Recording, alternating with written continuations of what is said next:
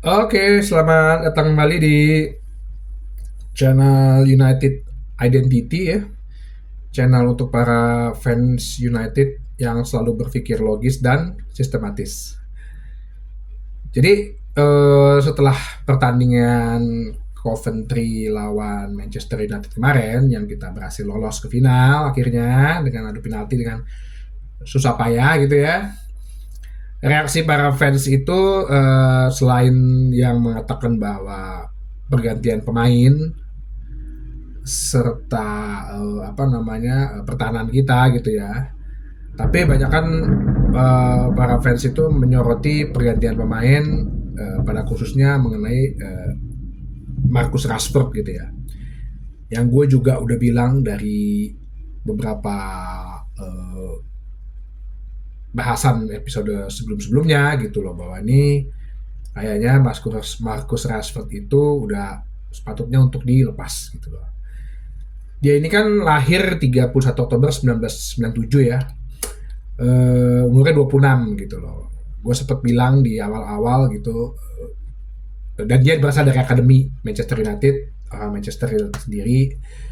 Gue pernah bilang di awal-awal episode United Identity, pemain Manchester United itu baik yang dari akademi khususnya ya, dari akademi atau yang dibeli dari pada saat youth gitu ya. Sebelum usia 25 mereka tuh udah flourish. Ya. David Beckham, Gary Neville, Ryan Giggs itu juara treble pada usia mereka masih 24 tahun.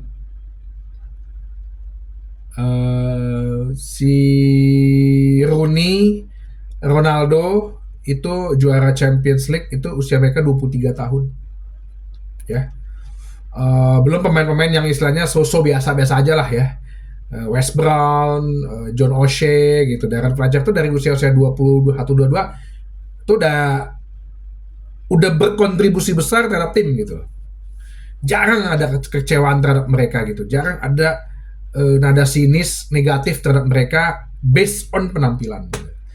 Cuman kalau Rashford ini sebenarnya nggak usah orang ahli sepak bola gitu ya. Mata orang awam aja pun ngelihat gitu bahwa ini orang secara body language, secara mental dia seperti tidak bermain untuk Manchester United gitu. Dia itu kan mulai dipromosikan kan pada saat zaman Louis van Gaal kan. Yang pada saat itu kejadiannya hampir sama nih dengan Ten Hag nih, banyak cedera ya. Nah, gue rasa sih mungkin karena kalau menurut gue ya sistem trainingnya dari pelatih-pelatih Belanda itu yang pernah gue bahas juga di episode memang keras dan mereka nggak bisa ngikutin gitu loh. Nah, jadi Rashford itu dipromosin lah ke tim utama. Cetak 2 gol atau Europa League kalau nggak salah ya. Ya Europa League lawan gue lupa tahun berapa itu. Itu saat orang mengenal dia gitu akhirnya. Akhirnya dia banyak mencetak gol, mencetak menang penting, beberapa gol-gol penting gitu dan memang ada beberapa kesalahan-kesalahan dia dalam bertanding. Gue pikir oke ini orang masih muda gitu loh. Tapi kalau makin ke sini, apalagi setelah dia banyak kerja di bidang sosial gitu loh. Terus kemudian dia masalah pribadi juga. Yang seharusnya sih sebenarnya banyak pemain juga masalah pribadi gitu ya. Permainan dia sih gue bilang akan semakin menurun gitu. Dalam arti skill dia tuh tidak nambah-nambah. Kalau lo ngeliat ya, dia tuh kalau misalnya one on one selalu main tendang aja. Kalau lo udah pemain yang kayak Rooney deh contohnya, lo kalau lihat game-gamenya Rooney atau lo lihat di YouTube deh. Rooney itu emang tipenya hampir sama kayak Rashford ya, speed gitu, speed power gitu ya. Tapi dia ketika saat dia punya decision itu bagus. Decision apa aja? Apakah decision saat dia ngumpan, saat dia mau mencetak gol, dia tuh nggak perlu mencetak gol tuh untuk tendangan selalu keras, keras bisa keras, tapi dia tahu arahnya mau ujung mana, ujung mana. Rashford tuh nggak bisa begitu loh, nggak pernah gue lihat bisa begitu. Nah, padahal kalau lihat dari statistik dia ya, dia tuh udah 130 gol sebenarnya gitu di Manchester United. Gitu.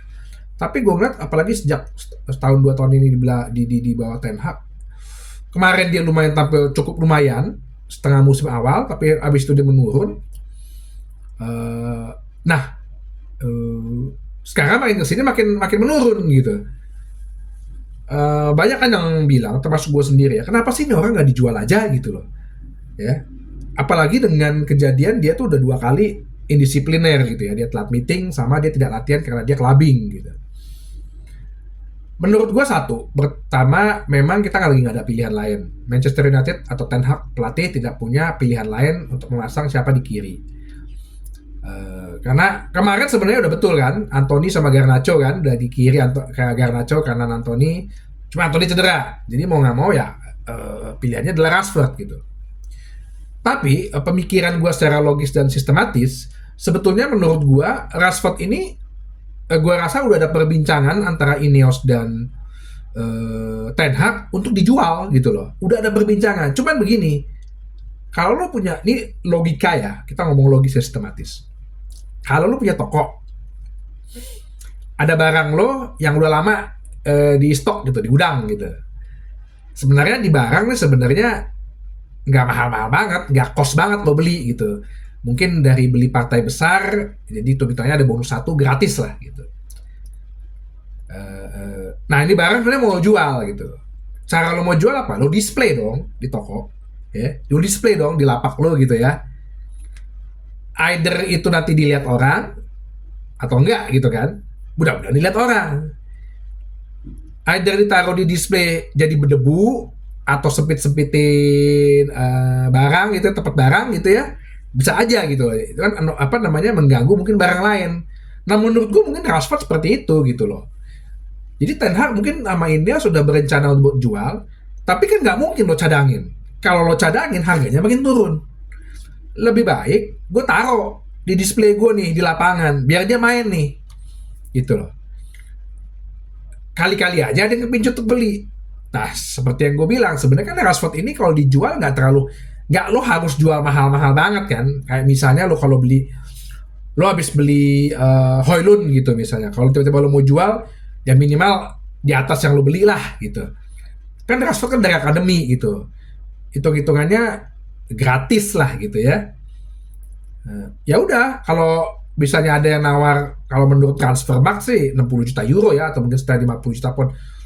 Mungkin kalau ada yang nawar 50 juta pound, gue rasa sih jual gitu loh. Dan ya 50 juta pound mungkin bukan Bayern Munchen, bukan yang nggak tahu deh PSG masih tertarik apa enggak, mungkin bukan Barcelona Madrid ya, mungkin Atalanta atau bisa jadi tim lain di Liga Inggris kayak Newcastle atau mungkin Tottenham atau mungkin siapa namanya Fulham, Wolverhampton tuh mungkin 40-50 juta bisa lah mereka untuk beli gitu. Jadi gue rasa itu jadi strategi yang terbaik gitu loh. Gue sih udah bilang bahwa saatnya ini orang harus dijual gitu. Bisa jadi pas begitu mereka dia dilepas itu lebih nyaman dia, dan jangan lo langsung bilang MU klub yang hancurin karir orang, nggak juga. Lo kalau di suatu tempat kerja, kalau lo secara mental dan secara hasrat lo nggak full, ya lo pasti kinerjanya juga nggak akan bagus. Bukan salah perusahaan, bukan salah klubnya gitu loh. Lo nya semua tuh tempat tegak balik ke pemain. Jadi jangan langsung bilang tuh Manchester United tuh klub toksik, klub yang hancurin karir, nggak juga. Bisa aja begitu dia lepas dari Manchester United, ya, dia jadi flourish gitu loh. Nah jadi berkembang gitu, jadi lebih kelihatan gitu. Karena apa namanya, kalau lo lihat pertandingannya banyak bola mati itu di Rashford kok, dia udah gocek nggak lewat. Karena kalau gue pikir kok kenapa sayap kiri pemain lain pada bisa ya, ini kenapa lagi kok Rashford kayak susah banget gitu ya. Jadi menurut gue seperti itu gitu. Jadi ya kalau bisa dapat 40-50 juta lumayan, kita bening bisa beli back tengah gitu yang agak masih muda gitu, atau back kiri lagi. Jadi sistem rebuild-nya Ten Hag bisa tetap berjalan. Jadi nggak apa-apa, kasih boleh pendapat kalian juga. Boleh di-share video ini untuk sebagai pertimbangan atau pemikiran para fans United agar tetap berpikir logis dan sistematis. Jadi sampai jumpa lagi. Nanti kita hari Kamis pagi ya, ada pertandingan Manchester United lawan Sheffield. Gue coba lihat apakah nanti gue akan ada apa namanya, mudah-mudahan gue bisa kasih juga preview atau video-video lain. Sampai jumpa di bahasan lain di channel United Identity. channel untuk para fans United yang selalu berpikir logis dan sistematis. Sampai jumpa.